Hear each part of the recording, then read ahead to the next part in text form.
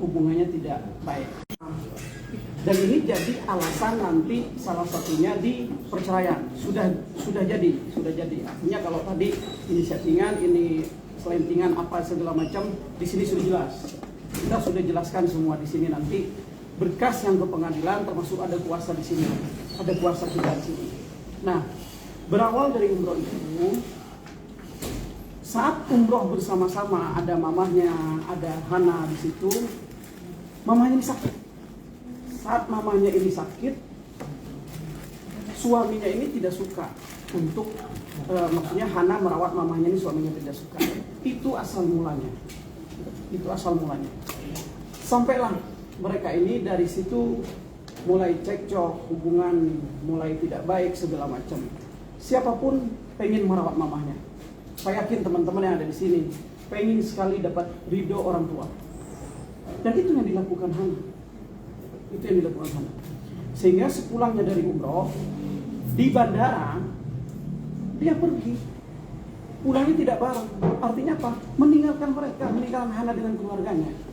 Itu kan sangat tidak baik. Menunjukkan bahwa dia ini tidak suka untuk bersama-sama. Menunjukkan adab yang jelek terhadap orang tua dan selaku pemimpin rumah tangga di sini. Dia kepala keluarga. Dia berangkat umroh itu, dia laki-laki, dia membawa keluarga, dia sebagai pilot di pesawat itu. Nah, kalau udah di kapal keluarga itu, yang harusnya tanggung jawab dia selaku keluarga, selaku kepala keluarga, pulang bareng segala macam. Gitu. Terus alasan salah satunya juga adalah ada dugaan perselingkuhan yang buktinya nanti kita hanya bisa menyampaikan di pengadilan. Dugaan-dugaan ini bukan hanya sembarang dugaan, artinya ada bukti chat, terus pergok segala macam dengan bentuk yang menurut Hana itu sudah tidak layak sebagai orang yang punya istri. Gitu. Terus yang keempat, sepulangnya tadi bukan dia memperbaiki, malah suaminya Hana ini meminta kembali mahar pernikahan atau mas kawin pernikahannya beserta seserahan. Itu diminta kembali. Ini menurut kami ini sangat fatal. Kenapa? Undang-undang perkawinan pun bahwa mahar atau mas kawin itu kan wajib, tidak boleh diambil lagi. Secara adab pun itu sangat tidak bermoral dan tidak beradab. Mas kawin diminta kembali. Begitu juga hukum agama, haram hukumnya diminta kembali. Bahkan tidak boleh menikmati suami itu, mas kawin itu. Itu udah sepenuhnya hak istri. Itu agama yang mengatur, undang-undang yang mengatur segala macam. Namun itu pun Hana masih pengen memperbaiki. Saat ketemu saya pun menasehati. Karena wajib selaku pengacara. Ya, saat itu bukan saya menasehati, bukan hanya selaku pengacara, saya menasehati sebagai adik saya sendiri, udahan, perbaiki. Ini terlalu prematur untuk melakukan perceraian. Perbaikilah. Itu pun Hana nemuin, bahkan ketemu dengan orang tuanya. Namun apa yang terjadi? Itikat baik dari pihak sana itu tidak ada. Tetap menunjukkan seperti yang disampaikan Hana sebelumnya. Sehingga disitulah Hana tekad bulat untuk melakukan perceraian ini. Udah bang, kalau begitu saya udah nggak bisa, saya udah nggak kuat. Sehingga di tanggal 8 kemarin dia tanda tangan puasa dan kita proses perceraian ini berjalan. Nasihat-nasihat itu sudah dilakukan untuk memperbaiki. Hana yang perbaiki. Tapi lihat di TikTok, di Instagram dia, di TikTok dia, di media-media, bukan menunjukkan dia itikat baik untuk memperbaiki hubungan keluarganya, tapi membenarkan dirinya sendiri, membela dirinya sendiri. Kan seharusnya, ayolah kita tidak boleh lagi membahas kesalahan. Kita coba sekarang bahas bagaimana keluarga ini utuh, bagaimana perkawinan ini menjadi suatu ibadah yang panjang. Kan harusnya begitu. Selaku kepala keluarga, dia kan juga sudah muslim, harusnya menempatkan dianya ya sebagai seorang imam pemimpin di dalam keluarga itu. Ar-rijalu qawwamuna 'alan nisa. Harusnya itu yang dia pertahankan, bukan malah di TikTok berkuar-kuar bahwa seolah-olah Hana yang salah, Hana yang pengen. Tidak, Hana pernah pengen memperbaiki ketemu orang tua. Alasan inilah sehingga berujung di pengadilan agama. Itu. Berarti sudah didaftarkan atau belum? Kita lagi proses. Karena daftarnya pun online. Kita daftarnya online, proses pendaftaran online itu kita sudah jalani. Daftarnya ke PA mana, Bang? Pengadilan mana, Bang? Di Bogor. Oh, Bogor ya. Kota. Di kota apa? PA Cibinong. Di kota. Karena mungkin bisa diceritakan mungkin awal mula dulu kenal dengan Randy ya, suaminya, terus akhirnya menikah dan akhirnya terjadi perang rumah tangga seperti ini, seperti apa jalan ceritanya? Ya awalnya aku sama dia baru kenal 3 minggu lah. Masalah sih baru kenal 3 minggu diajak nikah, ya aku juga belum tahu sikap pasti dia seperti apa. Pas udah nikah baru tahu kejadian, baru tahu lah sikapnya seperti apa. Kenal gimana kalau boleh tahu? Dan profesinya si Randy ini pengusaha atau pengusaha? Kenalnya itu dari sosial media dan dari teman juga. Waktu itu sampai akhirnya yakin mau dinikahi sama Randy apa sih? Karena kan baru berapa bulan doang ya? Minggu. Berapa minggu ya? Karena mungkin salah di akunya juga sih, terlalu gampang percaya sama orang.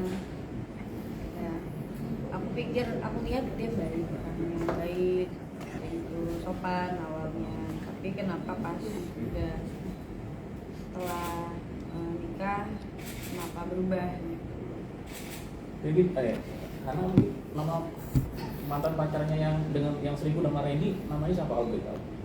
Aku nggak bisa spill. Tapi sudah lama kenal mungkin. Kenal. Karena kenal. Aku nggak kenal, tapi aku simpan temannya. Nanti mungkin itu bakal ada di pengadilan. Terus karena yang Mas Mahar yang diminta itu apa aja oleh Randy minta balik? Semuanya. Apa aja, berupa apa aja tuh maharnya, Kak? Keserahan, mas kawin gitu. Total Dan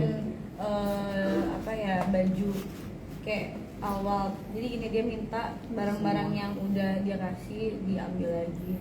Lagian barang yang dia kasih juga apa sih? Gak ada juga gitu. Paling cuma baju doang udah, jadi sama nggak seserahan doang. Total kalau boleh tahu berapa mahar yang dibawakan waktu itu? Iya, waktu itu. Berapa nominalnya mahar ketika dibawakan waktu itu Randy? Berapa ya, nggak besar juga sih. Puluhan juta, ratusan juta? Enggak, puluhan aja. Alasan dia meminta balik barangnya apa?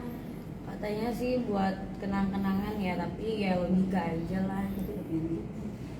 Mungkin dia nggak ngerti lah pikiran dia kayak gimana ya.